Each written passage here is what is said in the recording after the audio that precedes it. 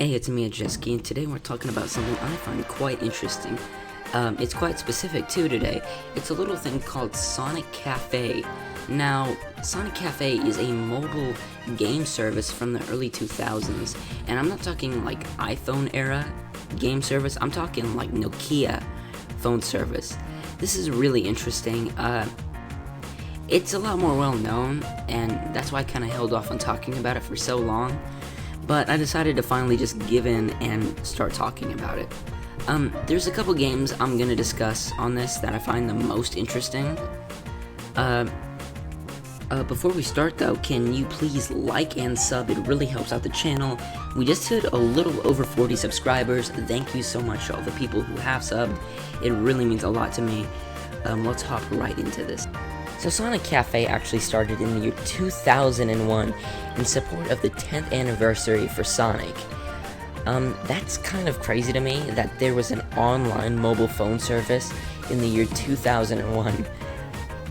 It just blows me away. I mean, at this point, the Sega was actually still in the console business, so that's kind of weird. The games that came out this year, however, are not really that impressive.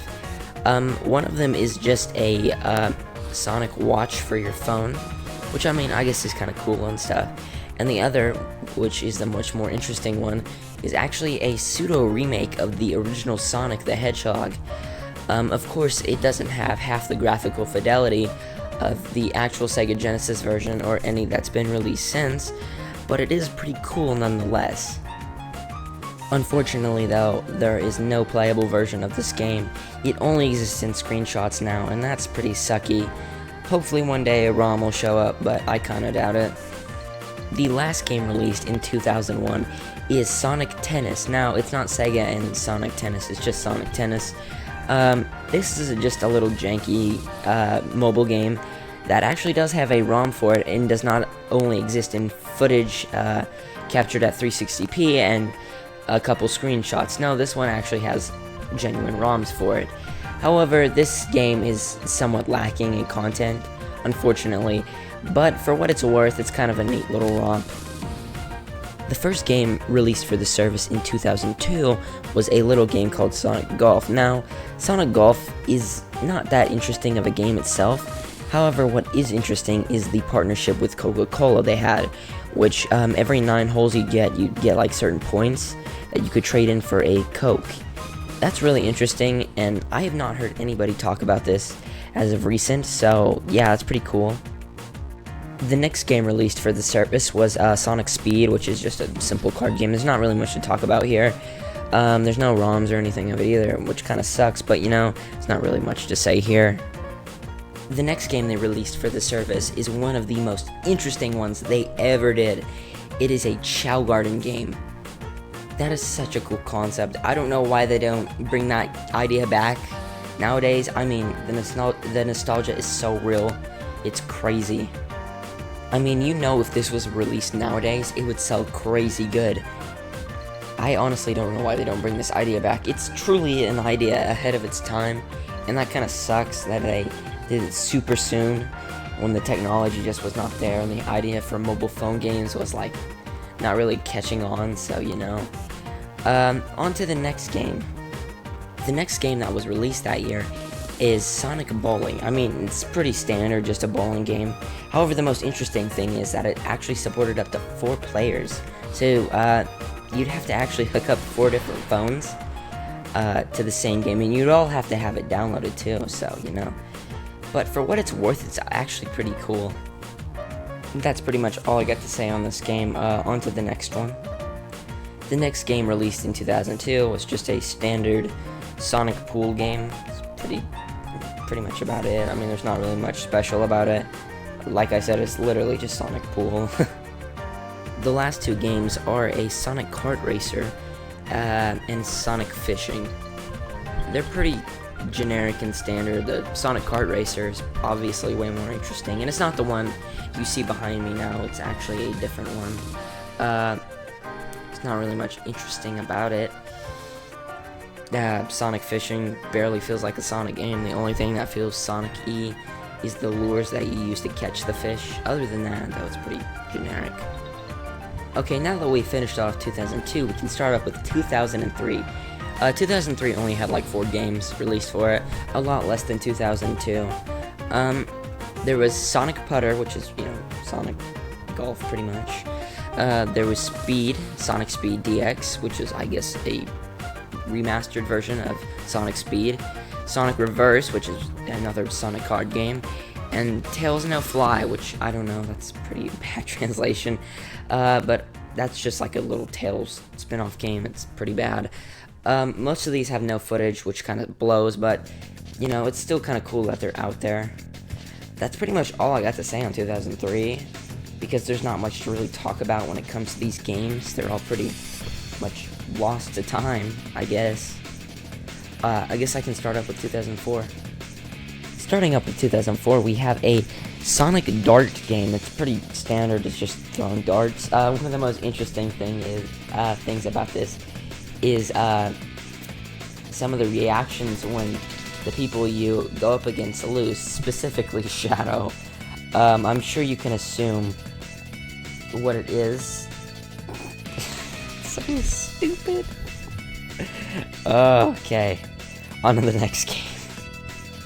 The next Sonic game to be released in the year 2004 is Sonic Hearts, and Sonic Hearts is just another Sonic card game. There's a lot of Sonic card games released for the service, and it's kind of just another generic card game.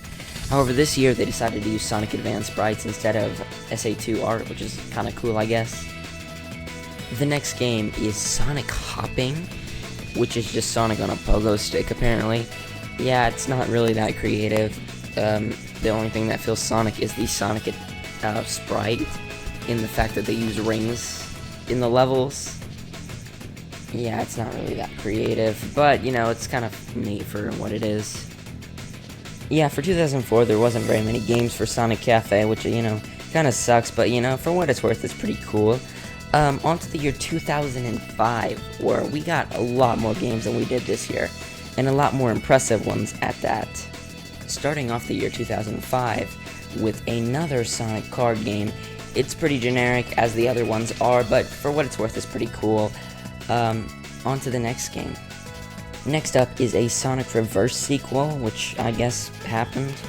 It's literally the exact same game, but minor differences. The next game that was released is one of the most fascinating ones. This is Sonic's first ever 3D phone game, and it's awesome.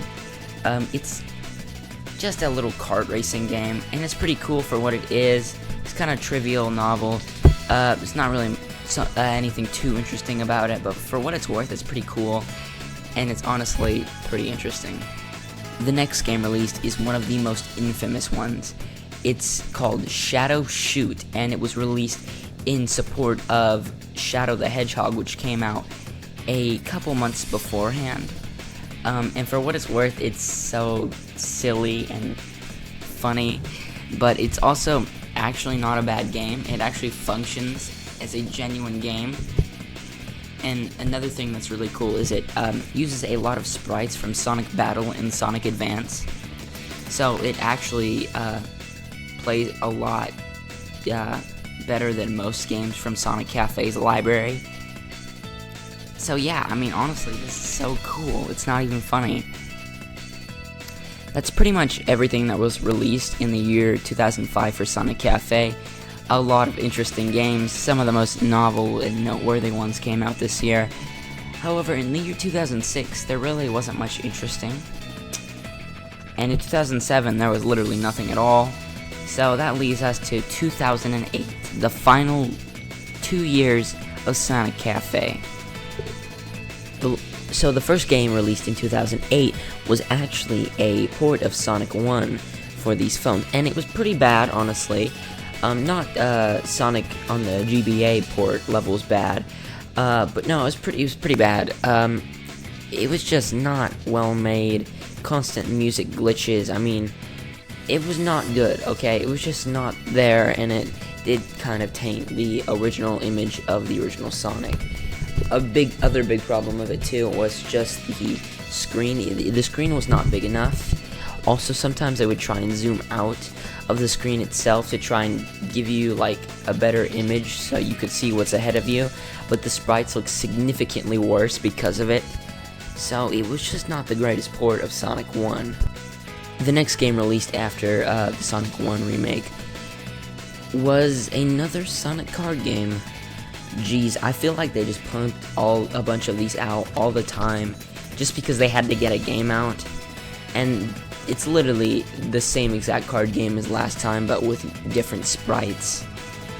However, after that was a much more interesting game that I'm sure most of you actually know about.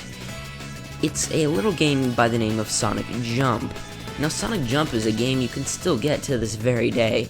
It is still on the App Store and it is still relatively popular, despite it being pretty old. However, this is a very early version of it without all the new adjustments they have. It's so old, in fact, that they actually used Sonic Advance sprites. However, it's still just as fun as it used to be. So, there's that. The next game to be released was another Sonic sports game. However, this one is maybe one of the more interesting ones because it actually has 3D models in it. So it's a 3D sports game. It's just Sonic Golf. It's pretty interesting, honestly. However, the next game they released is maybe a little bit more interesting. You see, this is a port of Sonic 2 for the Sega Genesis.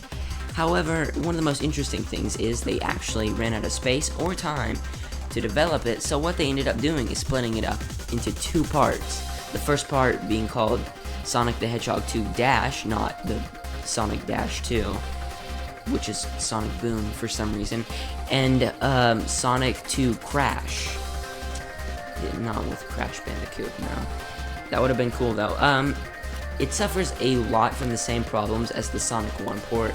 Constant music glitches, graphics not always being there, the screen being too close to Sonic himself and you're not actually being able to see what's in front of you. There's just a lot of problems like that that really bog the game down. However, it is kind of cool that it came out on the Nokia. Now, unfortunately, I believe this was the last game ever released under the Sonic Cafe license. However, there is one more game I do want to talk about, and it is, or was supposed to be linked to the Sonic Cafe. However, it just never was due to, I don't know, release things. So they ended up shipping it off to a little studio called Gameloft to finish it. That is the Sonic Unleashed mobile version. And this is one of the most well-known versions of Sonic Unleashed. It doesn't have quite the same amount of fans as the HD or even Wii version. However, it is pretty cool nonetheless. One of the most unique parts about this version of Sonic Unleashed is that it actually has its completely own original sprites. It doesn't use any advanced sprites, it made them all from the ground up, and it takes every level from Sonic Unleashed and remakes it. And it's something completely brand new and unique. And honestly, it's pretty awesome.